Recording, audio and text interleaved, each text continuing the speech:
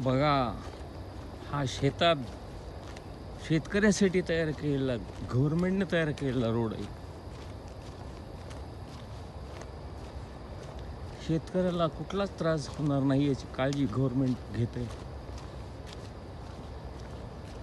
पाणी देण्याची पद्धत, त्यांची दारे धरण्याची पद्धत खूप वाखाणण्याजोगी आहे.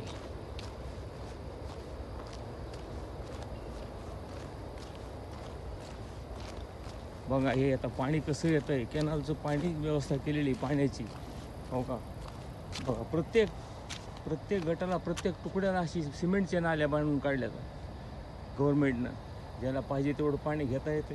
फक्त पाणी घ्यायला आणि पाणी बंद करायला माणूस येते, पुन्हा माणूस येत नाही. एकदा लावून गेलं साळ की आपण हे साळीचं शेत कालच झाली याची रास ह्या साळीची.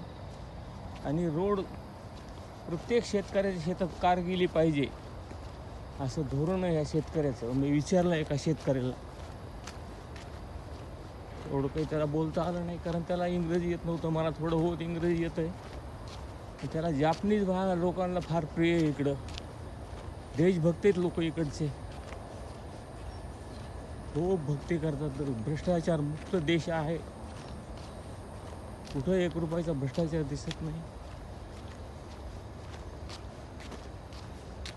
आता माझा एक लेख तयार व्हायला, तो मी व्हिडिओवर वाचून दाखवेल.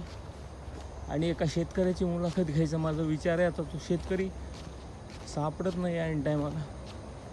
बघा, इथं फक्त साळी आणि हे फळबाग, फ्रूट, ही जापनीज फ्रूट आहे आपा. आणि रस्त्यावरची जी झाडं आहेत त्याचे फ्रूट जर खाली पडले तर त्याला कोणी हात लावित नाही. खाली सडतायत, सडून चाललेत फळं, पण त्याला कोणी हात लावित नाही. माझ्या मुलानं सांगितलं हात लावू नका त्याला. इथं लोक 1 रुपयाचा सुद्धा फुकटचं खात नाहीत. आपा ही बाग आहे, ही बाग दिसते तुम्हाला, जाळी बाहेरून लावली. आणि विशेष म्हणजे इथं कुठंच कुलूप लावलेलं दिसत नाही, कुठल्या बागेला नाही, कुठं नाही. तर गावाच्या जवळ आहे ही बाग, काही नाही, नुसती एका दोरीनं गाठ मारते, संपलं.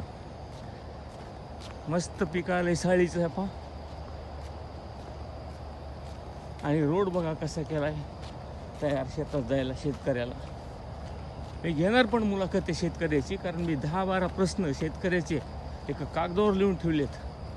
ते घेणार मी आता, त्याच्याकडून मुलाखत घेणार, भैयाला सोबत घेणार आणि त्याचा व्हिडिओ तयार करणार मी. कारण त्या माणसाला इंग्रजी येत नाही आणि मला जापनीज कळत नाही. मग मी भैयाला सांगणार, भैया त्याला विचारणार जापनी भाषेत. माझ्या मुलाला जापानची भाषा येते ना, कारण तो 7 वर्षापासून इथं आहे. असं आहे. ठीक आहे, दुसऱ्या व्हिडिओत भेटू आता.